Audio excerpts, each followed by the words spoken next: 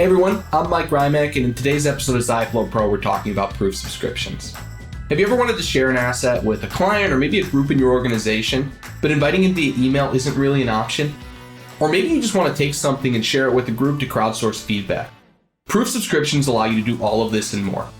It's basically a way for a reviewer to add themselves to the feedback process of a creative project and also subscribe to notifications as status changes and other updates happen to that proof.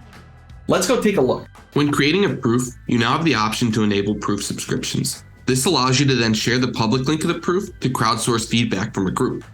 There are some subscription aspects you can fine-tune, like whether a subscriber can only comment or if they can comment and make decisions.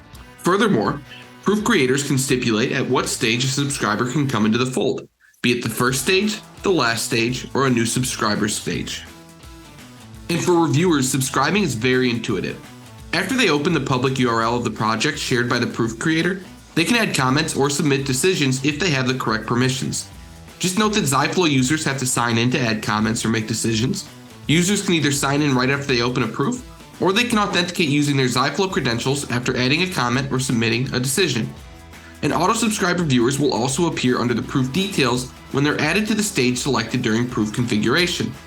You can see that proof subscriptions are a fantastic way to seamlessly share proofs with reviewers and empower them to stay up to date on a project while also preventing bottlenecks.